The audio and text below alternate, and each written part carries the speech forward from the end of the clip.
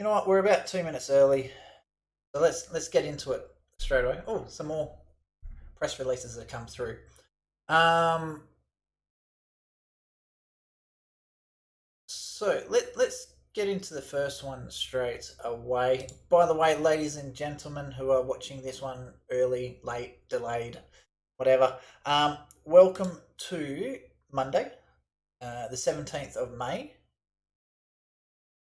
Yeah, 17th of May. I hope you had a great weekend. Travis Carter back here for Carter's Corner daily. We go Monday to Friday. Occasionally we'll do a show on the weekends, depending if there's something big comes out or if there's any press releases or if there's any news. Hope you had a wonderful weekend. I had a chance to go down to the Millions March. Kind of surprised that the media didn't cover this more. There was about 2,000 people there protesting against the continual border shutdowns, against Mark McGowan. He's lost the plot already. He's lost the plot. There's no need for this continual lockdown in WA. It's pointless. Keep the airports controlled. Keep the hotel quarantine areas controlled. But the rest of the state, it should be free. There is no more state emergency in these areas. Just release it. Let us get back to normal and let us be normal people again. All right, anyway, into it, talking about Mark McGowan losing the plot. This might be a bit of a conspiracy theory. Just fix that up a little bit. There we go. So, last week we did talk about the Nurses Awards. So, we have a winner. And surprise, surprise, they're from Rockingham, which just happens to be the same area that Mark McGowan is the Premier of, and the Honourable Roger Cook. I've heard reports that him and Mark McGowan both served in the military together. So, yeah, at what point do coincidences stop being a conspiracy and start becoming actual fact that something's going on? All right, so aged care, Transitions and Liaisons Nurse at Rockingham Regional Hospital honoured as 2020 Nurse of the Year. So first of all, well done. Massive work. I'd love to give awards out to every single nurse across the board. They do an absolutely stellar job. They do probably 99% of the work of the doctors, and they get none of the credit. So I've been in and out of hospital for the last 6-7 years. Massive. I cannot thank the nurses enough that worked on me. Vice versa, these people are just the true unsung heroes of these pandemics and all that. They're the real frontline people. 13 exceptional West Australian nurses and midwives honoured in individual categories. Winners selected from a highly competitive field of 34 finalists.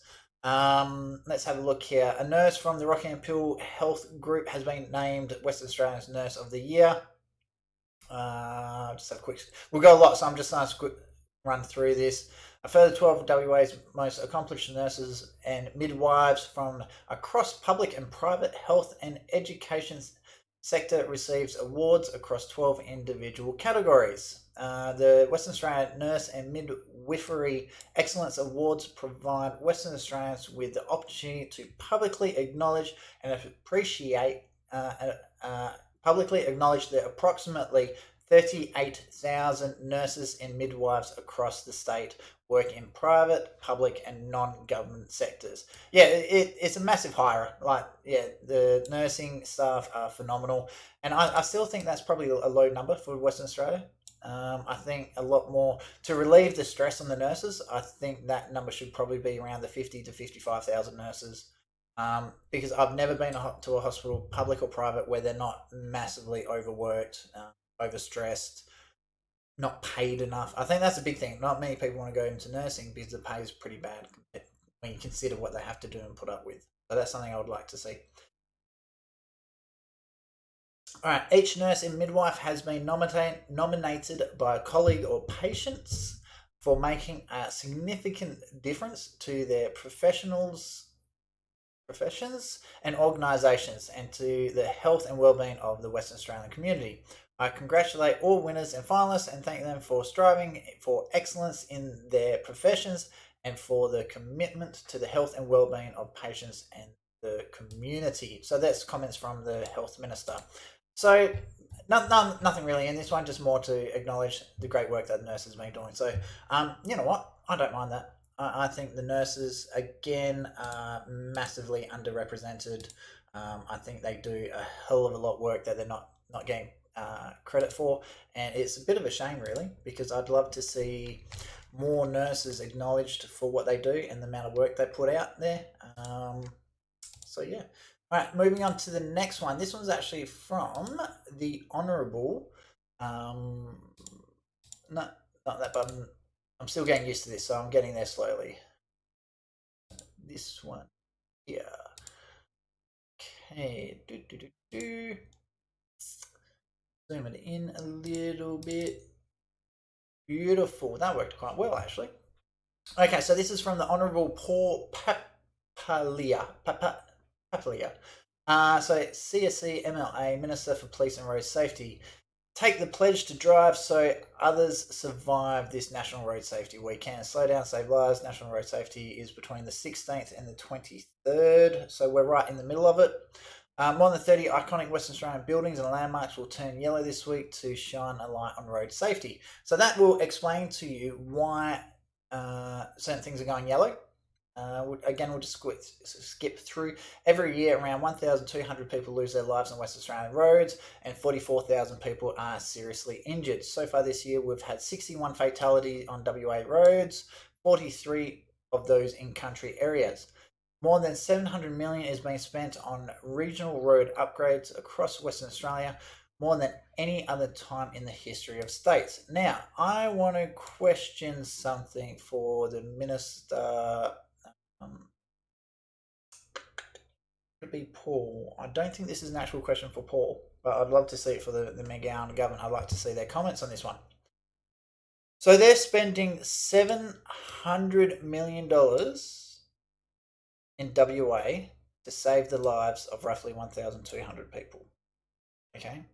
Now, don't get me wrong, 1,200 people is far too many deaths on our roads. I think a lot of, especially considering that there's been 61 fatalities and 43 of those have been on country roads. Very rough maths, that's about 2/3. So if they were really serious about reducing this fatality rate, they would be making all major roads, and I'm talking like regional roads here, so Brand Highway, Southwest Coastal Highway, the freeway that goes across the Nullarbor, all those heavy traffic roads for long distance hauling, all of them would be dual carriage. So what I mean by dual carriage, there's two heading north, two heading south. There's 2 lanes either way. What this will do is whenever you're moving wide loads, you're not taking up both sides of traffic. You're not blocking oncoming traffic.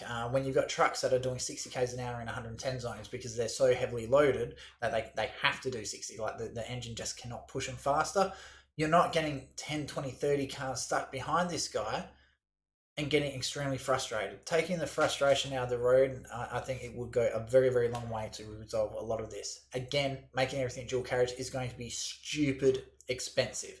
But every time there's an upgrade, instead of upgrading from a single lane road to another single lane road, they need to start looking at upgrading from a single lane road to that section being dual carriage, adding an extra overtaking lane. I think that will go a very, very long way to reducing the road fatality. Now, we're spending $700 million to try and prevent 1,200 deaths. Not last year, the year before, it was reported about 3,000 men committed suicide while they were throwing money at women's refuges and all that sort of stuff. We covered this one earlier. Nothing went to men. So why are you spending so much money on this and then nothing on men's health, men's well-being, male victims of domestic violence, counselling for couples going through separation? Why are you ignoring that side of things when arguably it could be potentially 3 times more dangerous than travelling on country roads? So anyway, that's just my 2 cents on this one. So a couple of comments from the Honourable Paul Papalia. National Road Safety Week is an opportunity to have a conversation about road safety with your family and friends. Take the pledge to drive safely. Already this year, too many families have lost loved ones through road crashes. Please drive within the speed limits, buckle up, leave the phone alone, take regular breaks, and never get behind the wheel when you are affected by drugs and alcohol. Road safety is everyone's responsibility, and we and we all make a commitment to drive so others survive, we can work together to reduce death and serious injuries on our roads. Now, another way to really reduce the road fatalities, a lot of the time, I don't think the fines and the punishments match the crime. For example, people doing massive burnouts. If you lose control, you've got the potential to kill someone. So rather than having them done for just like booning, whatever, if you're doing a burnout near a school, you're intentionally putting the lives of kids at risk. So the punishment should be a lot more severe. That's just one thing. I cannot stand burnouts where kids are. I've got 2 small children, and it infuriates me when I catch people doing that. Anyway, so that one is from John Paplier. Paul Paplier, from the Minister for Police and Road Safety. Now, that's another one that the police need help with. Nurses need a lot more funding. I think the police also need a lot more funding as well. And the Attorney General needs to get his nose out of police's business. If someone's doing crime, they need to be punished. They need to be prosecuted. They need to be put before a judge and judged properly. Turning around and saying certain people from certain categories of society have different set of rules to everyone else, I think that's just a cop out. It's a very complicated issue, especially in regional WA. And the Minister of Police needs to step up and start being accountable, stop this discrimination within society, especially for people committing crimes. Again, just my 2 thoughts. Something that he might want to aspire to. So this next one is kind of an interesting one for a couple of reasons. I have contacted the people who are involved in this one. Go over there a little bit. So, where did you go? Zoom zone. Big boom. And let's get this one here. So you'll notice this is a joint press release from the Honourable Paul Fletcher, MP, Liberal Party, Honourable Christian Porter, MP, Liberal Party, the Honourable Mark McGowan, MLA, Premier WA, Labor, the Honourable Rita Saffarotti, MLA, Labor. So let's jump into it. Media release: job creating transformation of Mitchell Freeway now underway. The transformation of the Mitchell Freeway is now underway with the $448 million upgrade set to provide a major boost to the local economy and support more than 2,200 local jobs. Fantastic. The Mitchell Freeway is terrible. I hear Sydney and Melbourne are a lot worse, but your population is massive compared to ours. So, yeah, can't really help that one. So, love more jobs, especially coming out of COVID. Awesome. Create more jobs, do more stuff, do it locally. Hopefully the equipment, the materials required to do these upgrades, hopefully they get manufactured in WA. That would be awesome as well, but I highly doubt it's probably imported from somewhere else. 3 separate projects have now commenced construction. When completed, they will help bust congestion and transform travel to and from Perth's booming northern suburbs. Now, this is really interesting because what they're planning to do is already on the southern suburbs, and I'll give my feedback on that one in a moment. The $232 million Mitchell Freeway extension project will extend the freeway north from Hester Avenue to Romeo Road and is anticipated to create more than 1,200 local jobs. A lot of work actually involved in creating a freeway, especially of this size. Fast-tracked to boost the economy through COVID-19, the project is being delivered by the Mitchell Extension Joint Venture Consortium of BMD Construction and Giorgio Group. Now, I have checked this one. Giorgio Group actually has absolutely nothing, zero, to do with Peter Giorgio. I thought it did, so I asked him, and he said no. He reckons if he had $1 every time someone asked him that, he'd be a rich man. So, the project will include new freeway access points at Hester Avenue, Lucan Drive, and Romeo Road. The extension of Romeo Road from Wanneroo Road to Marmion Ave, duplication of Wanneroo Road and Romeo Road to Trian Road, and new shared paths for the western side of the freeway. Additional funding recently announced by the Morrison government means that interchange out Butler Boulevard can also be added to the scope. So this is just awesome. Like getting onto the freeway at some of these places up there is just terrible. It is shocking. The amount of loops and roundabouts that you have to go through is just, the traffic's bad. On top of this, funding has also been negotiated to enable the duplication of Wanneroo Road from south of Romeo Road to Dunstan Road. This will result in a continuous dual carriageway from Wanneroo Road all the way through to Turunga Place in Parabuda. Yeah, so I'm a big fan of dual carriageways. It just makes traffic flow better. It enables you to get around trucks a lot easier. It takes a lot of frustration out of the traffic. It's one of those things. If you build it, they will come. I don't think it'll take long before the congestion is back again. Work on the $140 million Smart Freeway project. This is the one I want to talk to you guys about before. Work on the $140 million Smart Freeway project has also commenced and will see the popular technology rolled out at 9 entry ramps southbound from Hester Avenue to Warwick Road. Popular technology. I'd love to know who thinks this is popular. I have to deal with this quite regularly. All it does is take the traffic from being banked up on the freeway to banking it up on suburban roads. Prime example is, what do they call it? Where the South Street and on-ramp is. So South Street comes over the freeway, comes down, and they've got one of these things. So what happens is, to stop the excessive amount of cars coming onto the freeway, you've got to set traffic lights on the on-ramp. Stops the traffic, and then goes, one car, red light. One car, red light. One car, red light. So to go from the traffic lights out the top of the overpass to get down the on-ramp and onto the freeway, it takes anywhere between 10, 20, 30 minutes.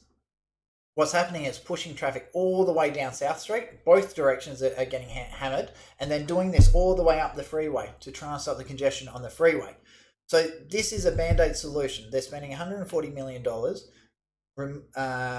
transporting the problem from off the freeway onto suburban roads. And I've seen this banked up all the way through little side streets on around where the South Street on-ramp is. It doesn't work. It makes travelling up South Street terrible. It makes Leach Highway terrible. It's just diverting the traffic. Instead of being a traffic jam on the freeway, the traffic jam is now on the suburban roads. So I'm not a big fan of this, and the people I've spoken to think it's absolutely stupid and retarded as well. It is not a good job. It is retarding the traffic on all the minor roads where the traffic shouldn't be full stop. All right, anyway, getting back into it. The project is anticipated to create more than 500 direct and indirect jobs. I'm guessing the reason it's making 500 jobs is there's a lot of maintenance involved. You'll probably remember about a year ago, there was a 3-hour delay on the freeway to go up the freeway south, heading towards the city. While they were building the South City Smart Freeway, they screwed up on drying times for concrete, and a lot of the construction wasn't dry in time.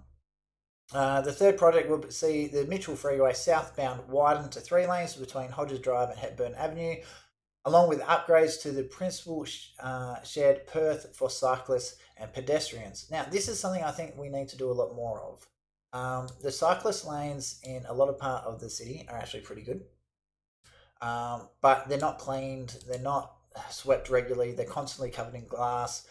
So if we can maintain these cycleways a lot better, you'll get a lot of the bikes off the road, and therefore it'll be a lot safer for bikes, cars and pedestrians, and also trucks. Because you're getting cyclists going down like Albany Highway, blocking off the traffic, and you've got major trucks coming down those roads, which is kind of scary.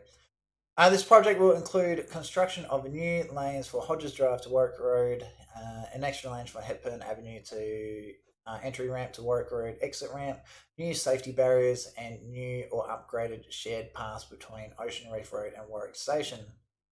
So all three, here we get into the nitty gritty now. All 3 projects are jointly funded by the Morrison government and the Western Australian government, and are on track to be completed late 2023. It'll be interesting if that actually happens.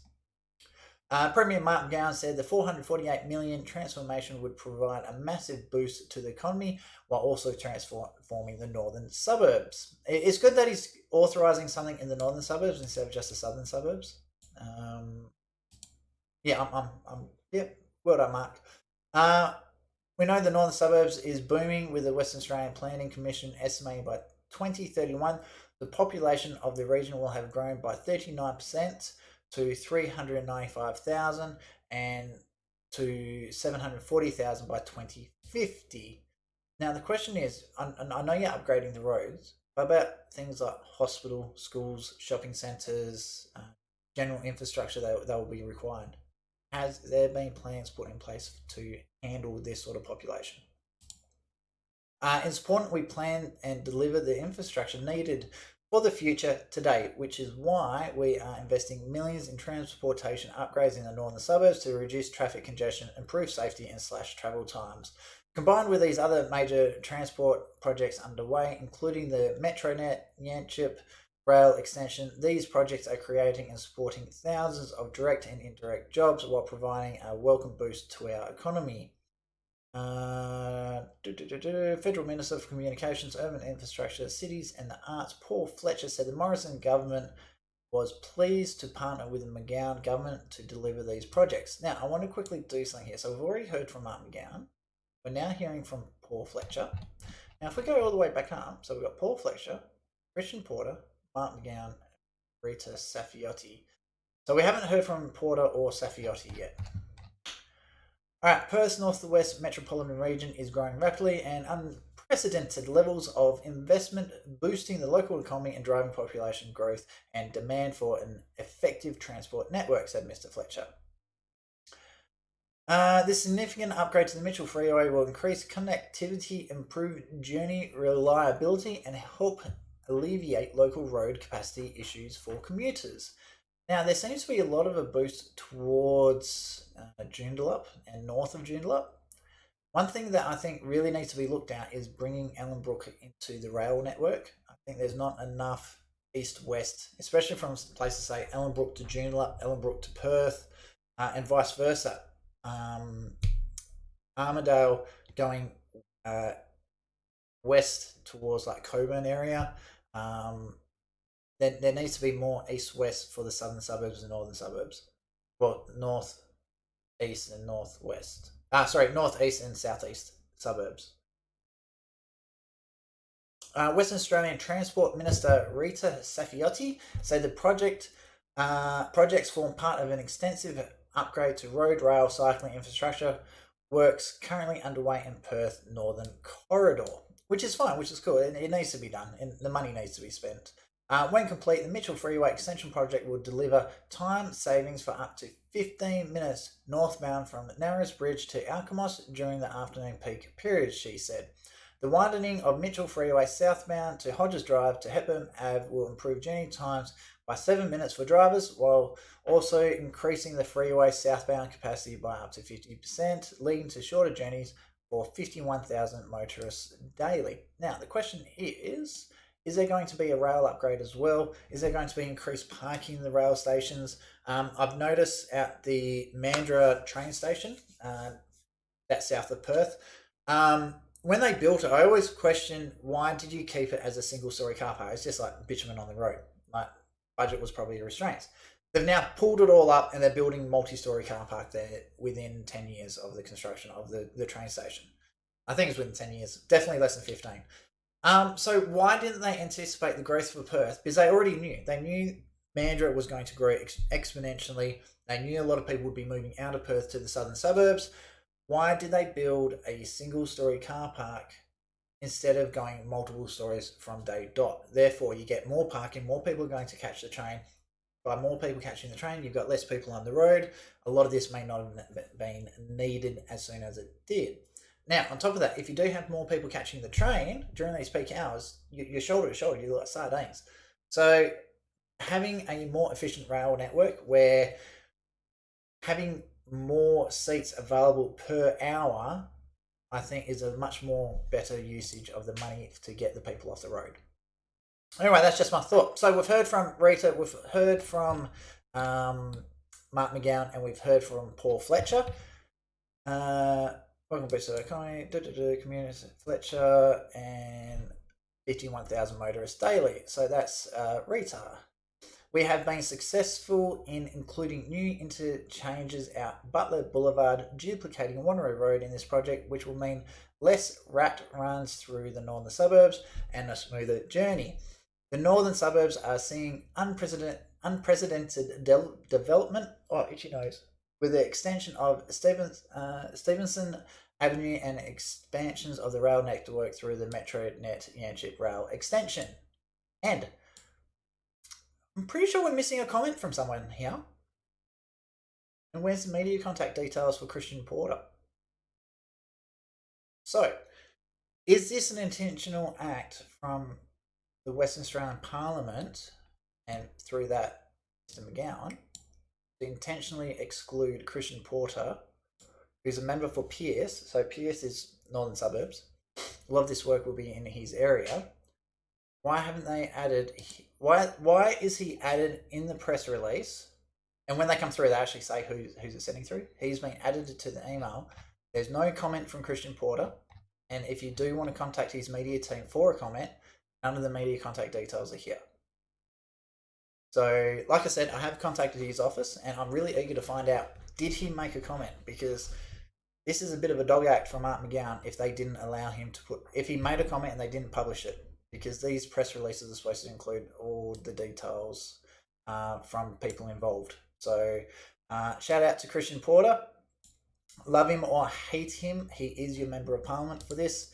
So hopefully he does get back to us in a timely fashion so we can add his comments to this release. So, yeah, we'll see.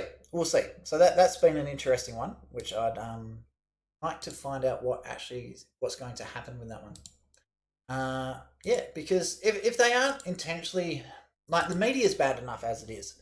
If politicians themselves are trying to silence other politicians, I just, that's a dog act. I'm sorry, but that's really, really, really, really bad. Like, really bad.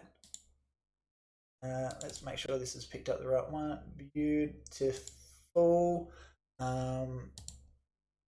Let's bump that up. And now the next one is actually from a new member of parliament.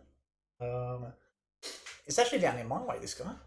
So Western Australia celebrates National Volunteer Week from Reece Whitby, the Minister for Volunteering. I didn't even know we had a Minister for Volunteering.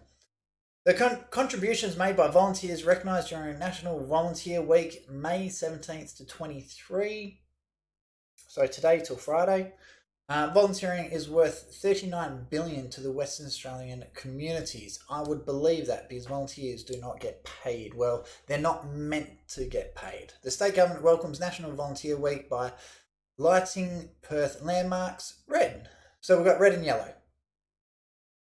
Gee, that's a little bit sus. Does anyone else know a colour that's red and yellow?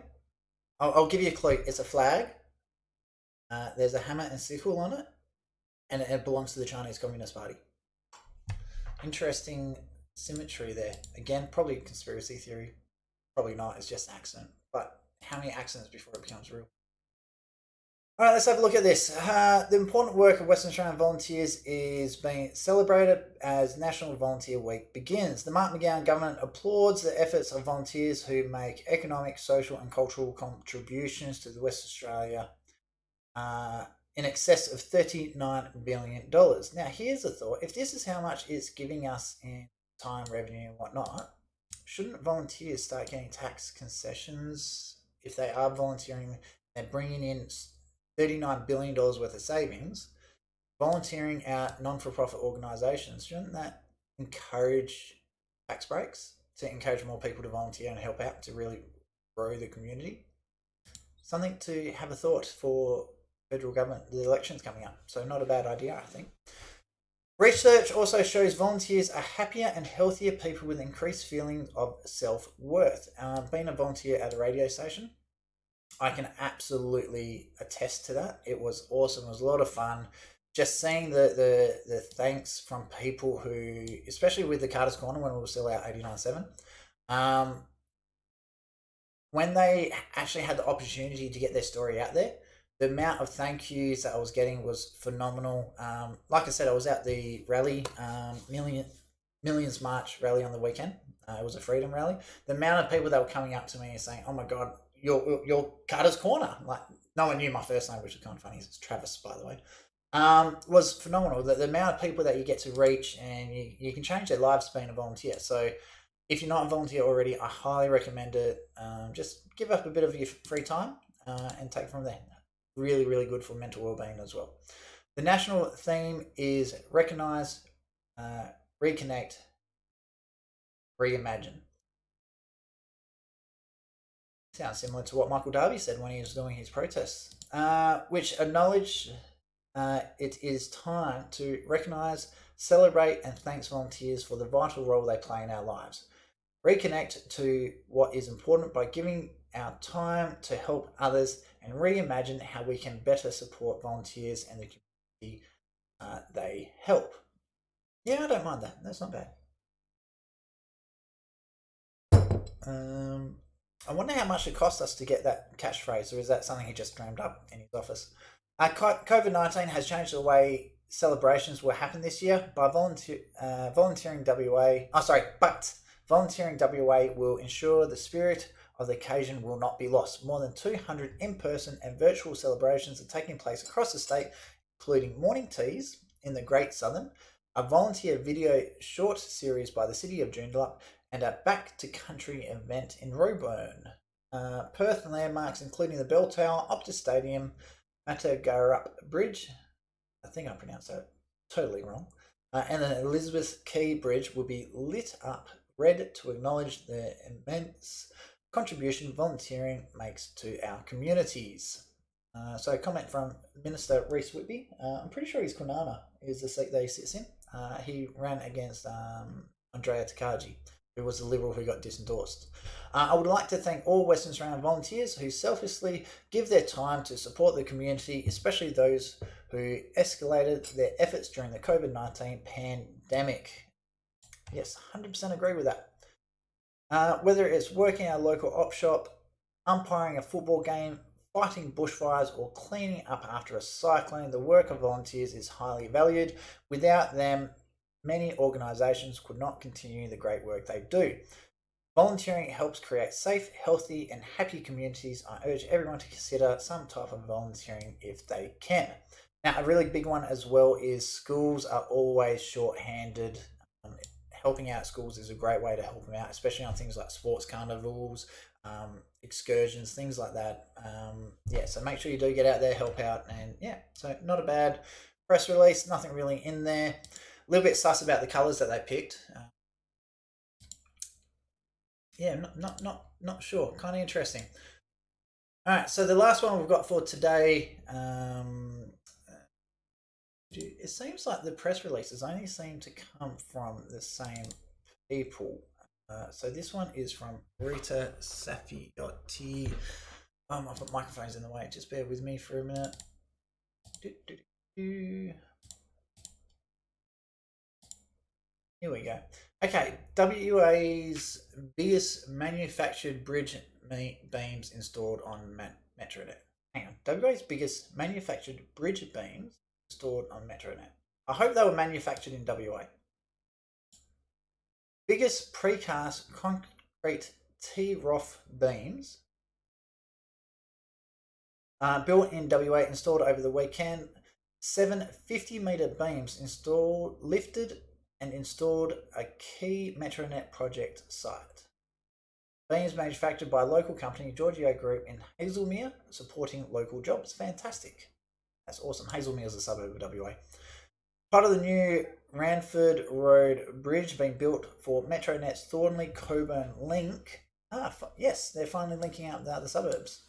Where a new bridge will be higher and longer with 6 lanes and shared paths on each side. The biggest T-ROF beams ever manufactured in WA were installed as part of the Metronet Thornley-Coburn link over the weekend. The 50-metre beams were manufactured by a local company at Giorgio Group at its precast yard in Hazelmere, supporting local jobs. Each beam consists of 14,000 kilograms of reinforced steel, 120 stressing tendons, and 73 cubic meters of concrete, each weighing They each weigh 197 tonne and took 10 workers and 2 concrete pump trucks 3 days to manufacture. 7 of the 10 beams were installed over the weekend, with the last 3 to be installed as the project progresses. T-roof refers to the specially designed beam developed in Victoria and first used in WA on the Northern Bypass project in 2001. That's just a little bit about the beams. Have become the preferred superstructure for the bridges, with a range of 20 to 45 metres, as they enable the bridges to the longer span while using less materials and reducing overall bridge load. The beams have been installed on the new Ranford Road Bridge that has been built as part of the Metronet Thornley-Coburn link. The bridge will be longer and higher to future-proof the rail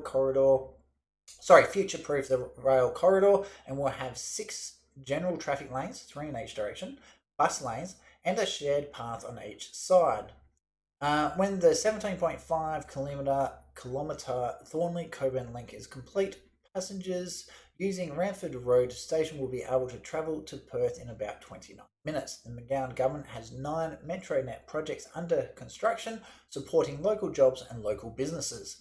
Commitments attributed by Rita Safiotti. Metronet is about supporting local WA jobs and our local manufacturing industry. These bridge beams are a great example.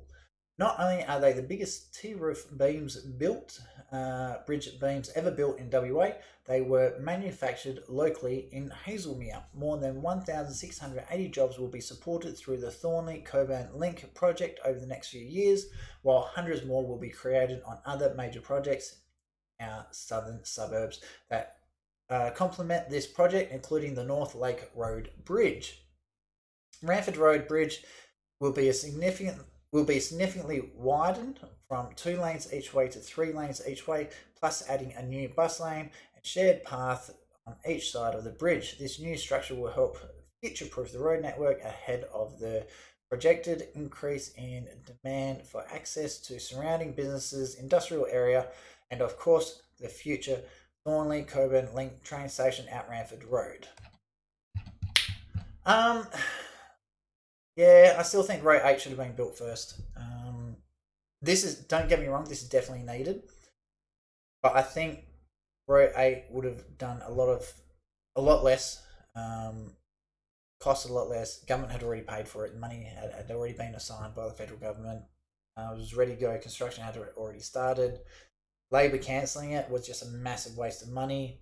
The environmental impact of Road 8 was actually extremely small. It passed all the EPA tests, but instead they killed it to bring out Metronet and to push the construction of the outer harbour. Very, very sus one. The unions, this is kind of funny because a lot of the information comes out about what they're doing that they don't want to tell you about actually came from union members themselves. So the Fish Army was phenomenal in getting that information out. Needed, but I think they should have been doing both. I think Road 8 and Metronet should have been constructed. Again, would have cost a lot of money, but it would have saved us a hell of a lot of money in the long run. Because let's say we do Metronet in 20 years' time. Can you imagine the labour costs in 20 years' time? The cost is going to go through the roof. It will be absolutely phenomenal.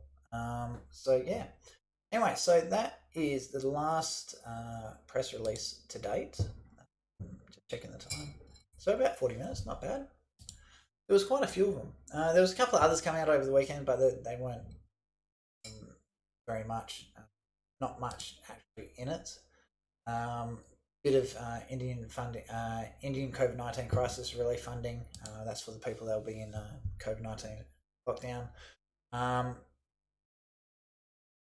And another executive position that stood down and resigned. So there's nothing really much. Not much happens over the weekend. Protests and like real news happens, but in regards to press releases, not much.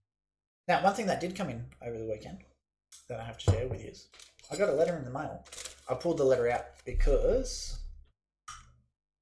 I had a lot of personal details here I didn't want to give out. So Channel 7 has responded to my complaint through Free TV in regards to Carter's Corner when it was on 89.7. So that is now in the hands of ACMA. I'm not going to give out any details because ACMA need to do their investigation first. Yeah, but I'll keep you up to date as things come along. As I feel comfortable releasing stuff, I'll let you guys know. So very, very interesting. So if you want to find out more about that, jump on and just do a Google search, Travis Carter, Carter's Corner. I come up #1 globally. So yeah, really, really interesting. Make up your own mind. Do you think the comments said on the show were inappropriate? Do you think they were just? But make sure you watch the Channel 7 show and then watch the actual show that was released. It's on my YouTube channel. So if you do want to follow Carter's Corner on YouTube, just Google YouTube and search Carter's Corner. On the Facebook, it's Carter's Corner as well. I also now have a Patreon account. So make sure you jump on the Patreon, look up Carter's Corner. It really does help because the amount of data, information, equipment that we need to produce these videos is actually quite important. So every cent helps. So anyway, this has been Travis Carter for Carter's Corner Daily. Today is the 17th of May, and I'll see you tomorrow at 1:30. Thanks for your time, and talk soon.